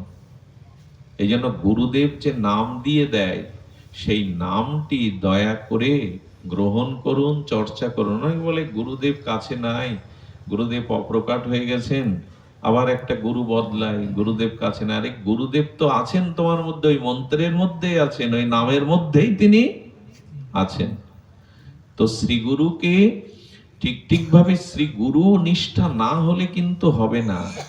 শ্রী গুরু চরণে নিষ্ঠা হবে, গুরু নামে যদি আপনার নিষ্ঠা হয়, ওর মধ্যেই গুরুদেব আছেন। যেমন অতটুকু বটের বীজ, বলুন তো একটা পাকা বটের বীজটা কতটুকু, সরিষার দানার থেকেও ছোট, অথচ ওই বীজের মধ্যে অত বড় বৃক্ষটা লুকিয়েছিল। অত বড় বৃক্ষটা ওইটুকু বীজের মধ্যে লুকিয়েছিলেন। গুরুদেব যে নাম দেন, তার মধ্যে অত বৃহত্তম শক্তি, প্রেম ভক্তিও দিয়ে দেন। ওটা চর্চা করতে করতে তখনই ওটা প্রকাশ হবে। এই জন্য শাস্ত্রে বলছে চণ্ডাল পবিত্র হয় যদি শ্রী ভগবানের নাম গ্রহণ করে। এই জন্য গুরু প্রদত্ত যে দীক্ষা মন্ত্র, হরিনাম, এগুলিকে যত্ন করুন। সন্ধ্যার পরে টিভি না দেখে গুরুদেবের দেওয়া মালাটা নিয়ে বসুন। টিভির চ্যানেল ঘোরালে কি হবে জানি না, তবে মালা ঘোরালে জন্ম মৃত্যু আসা বন্ধ হবে। নামের এমন মহিমা। একটু সময় দিন নামকে। আজকাল মানুষ বাড়িতে গল্প করার রুচি না হলে পাড়ায় চলে যায়, চার দোকানে চলে যায়, এই সময়টা সে 2 ঘন্টা কাটিয়ে আসে। গল্প বাড়ির লোকের সাথে জমছে না বিদায় পাড়ায় কোথাও যায়, পাড়ায় তো পেল না তো চার টেবিলে বসে গল্প করতে থাকে। এই সময় আমরা নষ্ট করি। অথচ সন্ধ্যার পরে পাশে কোনো মন্দির আছে, মঠ আছে, সেখানে একটু ভগবানের আরতি, বসে একটু দিব্য ভগবানের নাম, এগুলি আমরা ঠিক আস্বাদন করি না। কটা বাজলো? জয় শ্রীরাধে। অতটা যেতে পারবো না, শরীরও ভালো না। দাদা তো সময় পেয়ে, ওনাকে আমার আবার ভয় করে। কালকে তো ভয়ে ভয়ে কেঁদে ফেলার মতো অনুষ্ঠান ছিল বুধবারে, আমি ভুল করে লিখে ফেলেছিলাম, আমি ভয়ে ভয়ে শেষে ওইখানেই দাদা বাঁচান, দাদা কৃপা করেন। হ্যাঁ, ওনাকে একটু ভয়ও করে, এজন্য তবু আমরা অল্প সময় একটু বলবো। আমি কথাগুলো আর সংস্কারের কথা বলছিলাম। খুব বড় বড় কথা বলে ভেসে গেলে, অল্প একটু আবেগে গেলে জীবন পরিবর্তন হবে না। সংস্কার চাই, সংস্কার ছাড়া কিছু হবার নয়। এই জন্য আসুন, যাতে আমাদের সংস্কার হয় আমরা তাই করি। তবে এই সংস্কারের আমরা প্রথমেই বললাম শ্রী গুরু কৃপা, এরপরে সাধুগুরু বৈষ্ণবের কৃপা নেবেন। সাধু সঙ্গ না হলে কিন্তু ওই আয়না পাওয়া যাবে না। নিজের ভুলগুলি, নিজের ত্রুটিগুলো, এটা দর্পণ রূপ সাধু সঙ্গ না এলে আমরা পাবো না। সুধীবৃন্দ, এই জন্য সাধু সঙ্গে কি হয় শুনুন। সাধু সঙ্গে এখন নামের মহিমা বললাম, গুরু মহিমা, দীক্ষার মহিমা বললাম, একটু সংস্কারে এলাম। এখন সাধু সঙ্গ করলে কি হয় দেখুন। আহা, এই জীবনে সব থেকে বড় পাওয়া ভগবান পাওয়া না, এই জীবনে সব থেকে বড় পাওয়া সৎ গুরুদেব, সব সাধু সঙ্গ পাওয়া। ভগবান পাওয়া সুলভ, কিন্তু ভগবানের কোনো একান্ত প্রিয় ভক্ত পাওয়া, এটা খুব দুর্লভ। কৃষ্ণদাসের কথা মনে আছে? ইনি শ্রীনাথজির সেবক। বৃন্দাবনে যে কটা বিগ্রহ আপনি প্রকট হয়েছিলেন, তার মধ্যে অন্যতম শ্রীনাথজি। শ্রীনাথজি গিরি গোবর্ধনে। তো শ্রীনাথজি কি করেছিলেন? শ্রীনাথজিকে সেবা করতেন কৃষ্ণদাস। প্রতিদিন 56 ভোগ দিত। সম্ভব এটা? বৃন্দাবনে ওরা ভিখারি, কাঙাল, সাধু, পয়সা করি কোথায় পাবে? আর প্রতিদিন নূতন নূতন পোশাক, নূতন নূতন খাদ্য দেয়া হতো। কি করে জানেন? প্রতিদিন 6টা করে স্বর্ণ মুদ্রা ঠাকুরের চরণে ঠাকুর জোগাতেন প্রতিদিন সকালে। যে ঠাকুর জাগরণের সময় ঠাকুর নিজে 6টা করে স্বর্ণ মুদ্রা রাখতেন। আর কৃষ্ণদাসের কাজ ছিল সব ভালো বাজার করে এনে ভগবানকে 56 ভোগ, নিত্য নতুন পোশাক দেওয়া। আমাদের রুহি দাসের কথা শুনেছেন না? ওনাকেও রামচন্দ্র পরশমণি দিতে এসেছিলেন, নেননি, চালে গুজে রেখেছিলেন, বলে ওগুলো পেলে ভজন নষ্ট হবে। রুহি দাসকে শেষে বললে, রুহি দাস, আমাকে বারবার ফিরিয়ে দিচ্ছ, তুমি জিতে যাচ্ছ, আমি হেরে যাচ্ছি, আমাকে একবার জিততে দাও। বললেন, 4টে করে স্বর্ণ মুদ্রা আমার চরণের কাছে তুমি প্রতিদিন পাবে, ওই দিয়ে বৈষ্ণব সেবা দিও, ওই দিয়ে সাধুগুরু সেবা দিতেন প্রতিদিন, ওই দিয়ে দিও। বললেন, খবরদার, ওইটা যদি রাখো তোমাকেই আমি ফেলে দেব গঙ্গায়, ওগুলো পেলে আমার ভজন থাকবে না। এটা কোন ভক্তের কি মহিমা! শেষে উনি দুটো স্বীকার করেছিলেন। এই জন্য মহৎ কাজ কখনো আটকায় না। মহৎ কাজ, শিবদার যে অবস্থা, তাতে কি এরকম অনুষ্ঠান দেওয়ার 3 দিন ব্যাপী, তার এগুলো উদ্দেশ্য যদি মহৎ হয়, আপনারাই তো দিলেন, আপনারাই তো করাচ্ছেন, উনি করছেন না। এটা সহযোগিতা নিয়েই তো করে, অপরের সহযোগিতা মানুষ। তো এই জন্য মহৎ কোনো উদ্দেশ্য অর্থের জন্য কখনো আজ পর্যন্ত আটকে, উদ্দেশ্য যদি মহৎ হয়, কোনো না কোনো ভাবে ভগবানের কৃপা শক্তি সেই কাজ করিয়ে নেবে। উদ্দেশ্যটা মহৎ হওয়া চাই। আমার উদ্দেশ্য যদি এই হয়, সমাজ ধরে কালেকশন করব, অর্ধেক ব্যয় করব, অর্ধেক নিজের সংসারে লাগাবো, এতে আর কাজ সফল হয়েছে, এতে আর ভক্তি হয়েছে, এইগুলো করা ঠিক না। যজ্ঞ করলে কিছু থাকে তাই করব, লোকরে বলবো জিনিসপত্রের দাম বেশি, ঠিক ওঠেনি, অথচ হাফ রেখে দিলাম। এই সব চালাকি দ্বারাও আবার ভগবান খুব প্রসন্ন হন না, এতে ভক্তি বিঘ্নিত হয়। তো মহৎ উদ্দেশ্য যদি থাকে, আটকায় না। তো কৃষ্ণদাস কি করেছেন, 6টা স্বর্ণ মুদ্রা নিয়ে ঘোড়ার গাড়ি নিয়ে যেতেন, ভালো ভালো জিনিসগুলো, ভালো ভালো পোশাকগুলো, 56 ভোগের জিনিস কিনবে। তাও কোথা থেকে জানেন? বৃন্দাবনে গোবর্ধনে যে ওতে তখন দুটো বড় মার্কেট ছিল, দিল্লি, আগ্রা, এই 2 জায়গায় যেতেন। দেখুন, ভগবানের বাজার করবে বলে। আমার বাড়ি অনুষ্ঠান হলে আমি কি বলি জানেন? বলি কি, আপেল কিনতে গিয়ে বলি, তোমার এই আপেল কত করে? একটা 350, একটা 150। বলি, এই 150 দাও, ওইখানেই ভগবানের ভোগ নিবেদন শেষ। যদি বলেন আমার সামর্থ্য তো নাই বিল্বমঙ্গল, কে বলেছে আপেল দিতে? সামর্থ্য নাই তো কে তোমাকে বলেছে? ভগবান এগুলো দ্বিপত্রং পুষ্পং ফলন্তং বলে দিয়েছে। যদি কখনো ঠাকুরের সেবার, বৈষ্ণব সেবার বাজার করতে যান, শুদ্ধ সাধু সাথে নিয়ে যাবেন। বাজার করার নিয়ম কি জানেন? ওই বাজার করতে গিয়ে ভগবানের নিবেদন হয়, ঠাকুর গলে থালায় নিবেদনটা নিবেদন না। কেমন জানেন? সবজিওয়ালাকে গিয়ে বলবেন, তোমার ভালো সবজিটা দাও, হাসি মুখে দাও, যা দাম নেবে নাও, তুমি হাসি মুখে দাও, প্রসন্ন হয়ে দাও, ওই নিবেদন। ঠাকুরের গামছা কিনতে গিয়ে বলছি, এত দামের না, ঠাকুর সেবার গামছা দিন, ওইখানে নিবেদন শেষ, শুরুতেই শেষ।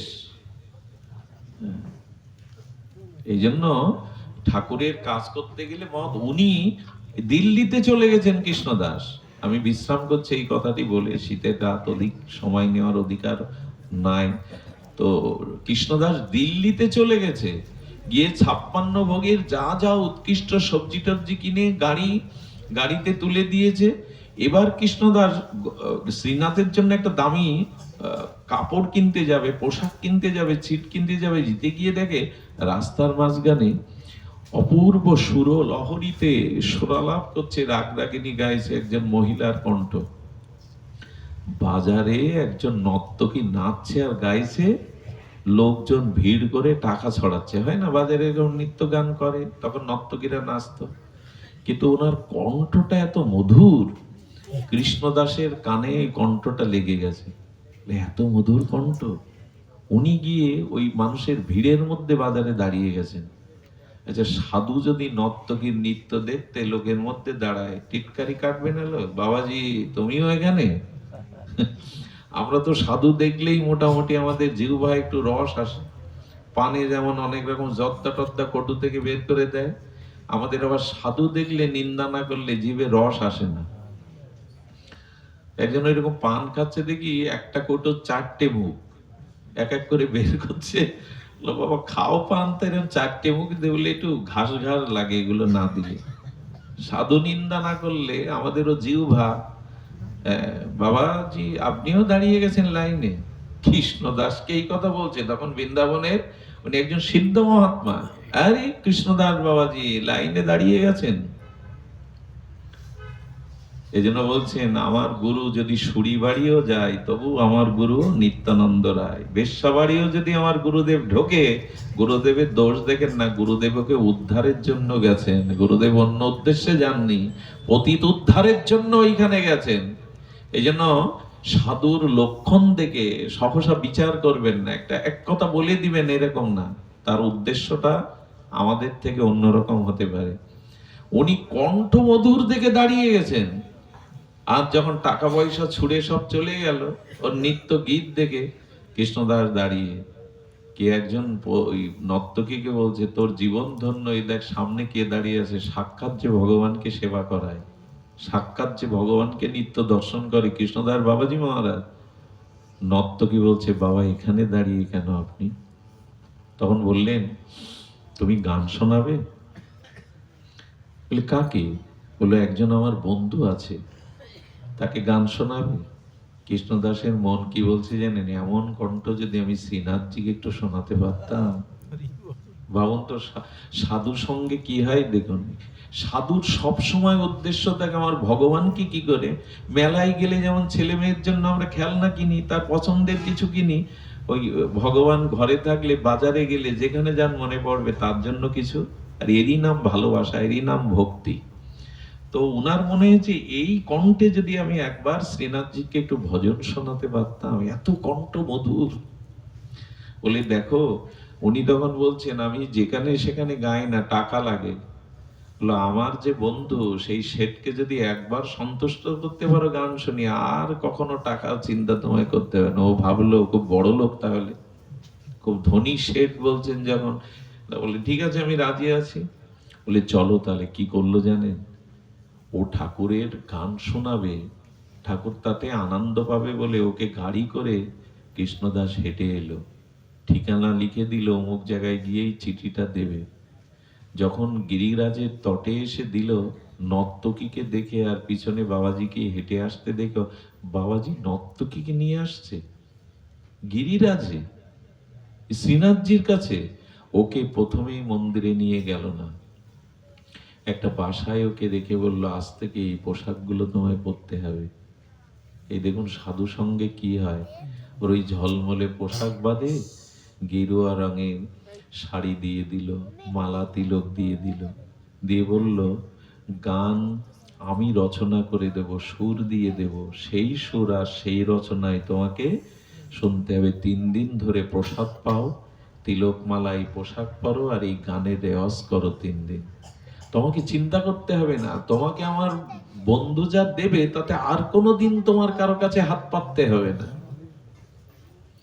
একে তো বৃন্দাবনে বাস হচ্ছে, 3 দিন প্রসাদ পাচ্ছে, 3 দিন তিলকমালা ধারণ করছে, আর ওই মহাজনের লেখা পথ।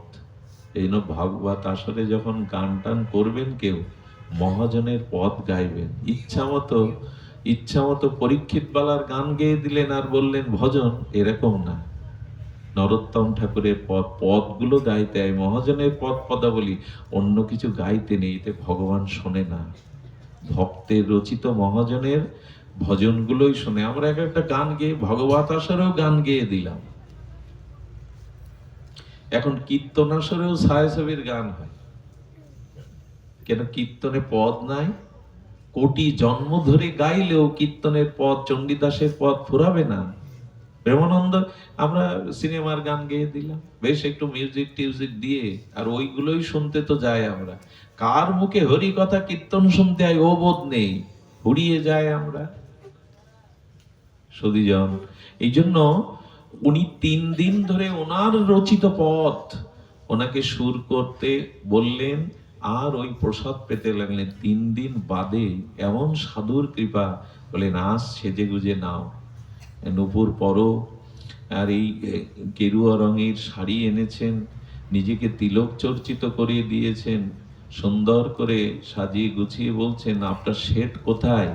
বলে চলো আজকেই গাইতে হবে। কি বলবো, শ্রীনাথজির মন্দির খুলে দিলেন, দিয়ে বললেন, এই আমার শেঠ, একে তোমাকে নৃত্য এবং গীত শোনাতে হবে। উনি প্রথমে বললেন, একটা মূর্তিকে আমি গান শোনাবো? বলে, খবরদার, কার সামনে এসছো তুমি জানো না, উনি মূর্তি নন।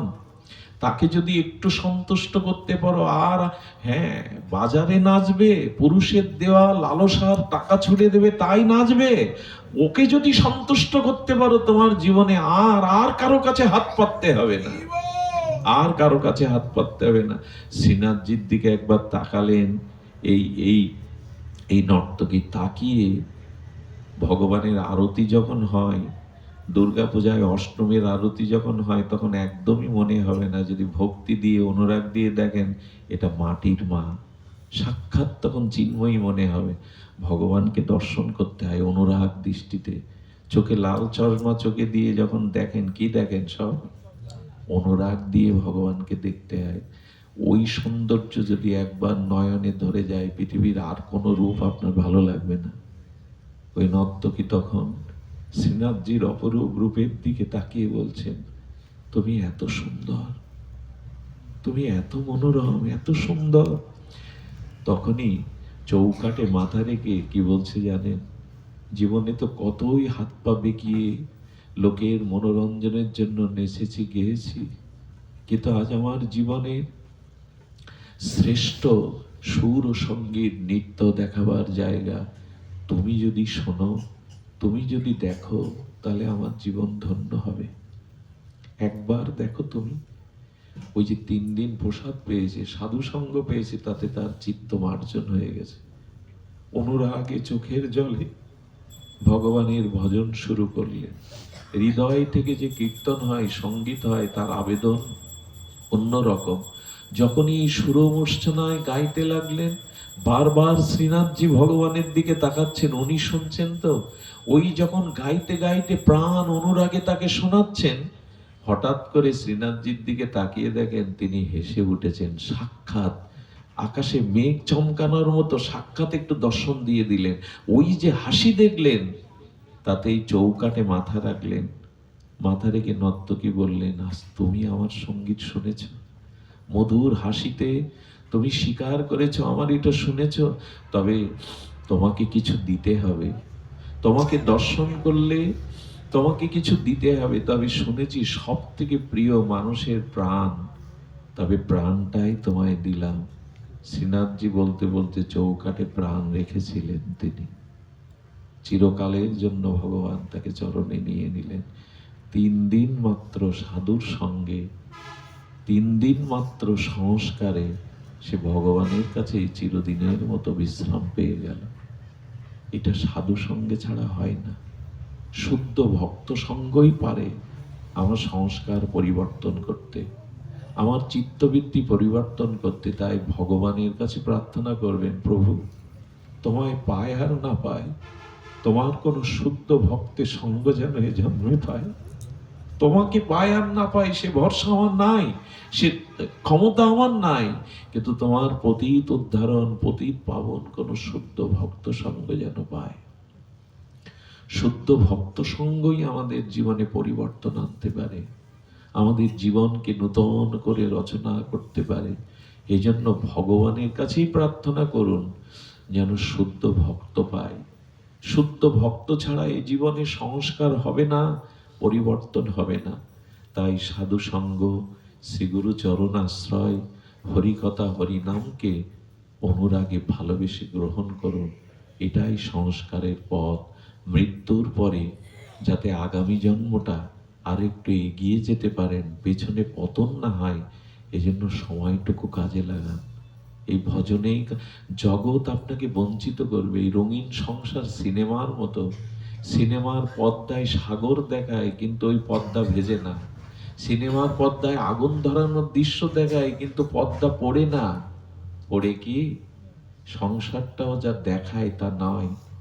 সংসারের মধ্যে একমাত্র সত্য হলো ভগবান। এই সংসারে সবাই আপন আপন স্বার্থের জন্য ব্যস্ত। ওদের স্বার্থ, ওদের সুখ দিতে পারবেন তো ওদের কাছে আপনি ভালো, ওদের আপন আপনি। ওদের সুখ না দিতে পারলে, ওদের প্রয়োজন মিটাতে না পারলে আপনাকে ওদের প্রয়োজন নাই। কথাটা যত তাড়াতাড়ি বুঝতে পারবেন তত ভালো। সংসারে থেকে যদি ভজন করে সাধু কৃপায়, গুরু কৃপায় একটু পথ এগিয়ে থাকতে পারেন, নাহলে আগামী জন্মটা মানুষ হব এমন কিন্তু নয়। আগামী জন্মটা যে আবার এরকম সুস্থ শরীর পাবো, জন্মন্ধ তো হতে পারি, কানাখোড়াও তো হতে পারি, বস্তিতেও তো জন্মাতে পারি, শুকুর কুকুরেও যদি জন্ম হয়, আর তো পাবো না তাকে ডাকবার সুযোগ। এই জন্য যা পেয়েছেন তা হারাবেন না। একমাত্র সদ্গুরুদেবের চরণাশ্রয় আর সাধু সঙ্গই পারে আমাদের এই জন্ম মৃত্যু অভিশাপ হতে চিরমুক্তি দিতে, চিরভক্তির স্পর্শ দিতে। শিবদা অনেক কষ্ট করে এগুলো করেন, আপনারা আশীর্বাদ করবেন প্রতি বছর যেন আপনাদের চরণ ধুলিতে ধন্য হতে পারে। তার 3টি কন্যা, নিজের পুত্র নয়, আপনারাই তার আপনজন। আপনারা সহযোগিতা করে তাকে চারিয়ে নিয়েন। তবে শিবদাকে বলি, কন্যা যদি উপযুক্ত হয় তো 10টা পুত্রের সমান হয়। একটা কন্যা যদি সুকন্যা হয়, সে পৃথিবীতে বিশ্বাস করুন, পিতামাতাকে কন্যা ছাড়া পুত্ররা খুব বেশি ভালোবাসে না। এখন আমার একটা মেয়ে আছে, ওর মা কি বলে জানেন? ছেলেটা জিজ্ঞাসা করে না বাবা বাড়ি ফিরেছে, কিন্তু মেয়েটা 10 বার জিজ্ঞাসা করে মা বাবা বাড়ি ফিরেছে। আপনি নিজে ভেবে দেখুন, আপনার জল পিপাসা লাগলে ক গ্লাস জল ছেলে আপনাকে দিয়েছে, দেখবেন ওইখানে মেয়ের মুখটা মনে পড়বে। বাবার জলটা মেয়ে এগিয়ে দেয়। বিবাহের সময় খালি হাতে পিতামাতাকে প্রণাম করে চলে যায়, সম্পত্তির ভাগ চায় না, কিন্তু ছেলে বাবার নামে মামলাও দিয়ে দেয়, মেরেও ফেলে সম্পত্তির লোভে। এই জন্য কন্যা যদি উপযুক্ত হয়, পিতামাতার দরদটা ওরাই বোঝে। এই জন্য দাদাকে বলি, দাদা কন্যা জীবনে ভাগ্যবানরাই পায়, আক্ষেপ করবেন না। ওরা যদি ঠিক ঠিক ওদের সংস্কার দিতে পারেন, ওদের ভক্তি জগতে আনতে পারেন, হ্যাঁ, আশ্চর্য হতে হয় জানেন। পিতামাতার মৃত্যুর পরে 4 দিনে শ্রাদ্ধ বা তর্পণ জল পিতামাতা আগে কন্যার হাতে পায়। ওরা তো 11 দিনে 15 দিনে করে, আর মেয়েরা চতুর্থটা সারে। তার মানে ওদেরই অধিকার। স্বয়ং রাম থাকতেও সীতার হাতের তর্পণে দশরথের আত্মা তৃপ্তি পেল, সীতার হাতে। এই জন্য ওনার মেয়েদেরকে আশীর্বাদ করবেন, ওরা যেন বাবার দেখানো এই পথে, ভক্তি পথে আসতে পারে। শাস্ত্রে বলা আছে, মন্দিরে যদি, বাড়িতে যদি মন্দির করে উপযুক্ত সেবা পূজা করা হয়, বৈকুণ্ঠে তার জন্য ভগবান একটা ঘরও তৈরি করে দেন। তো উনি একটা মন্দিরও করেছেন। দোষ ত্রুটি থাকতে পারে, আমি যখন এত ওনার প্রশংসা করছি, আপনারা তার কাছের প্রতিবেশী মানুষ বলেন, ওনার দোষ জানেন আপনি? একটা মানুষের দোষ গুণ দুটোই থাকতে পারে, কিন্তু গুণগুলোকে স্বীকার করতে হয়, তা নাহলে আমার মধ্যেও গুণ কোনোদিন আসবে না। গুণীর গুণকে স্বীকার করতে হয়। তো তিনি যেটুকু করেন 3 দিন ব্যাপী, সেটুকু সহযোগিতা করবেন, আশীর্বাদ করবেন। আর আমি ব্যাসপীঠ থেকে দাদার কাছে ক্ষমা চাইছি, উনি যেন কষ্ট না পান। আমাদের হয়তো দিন লিখতে ভুল হয়ে গেছে।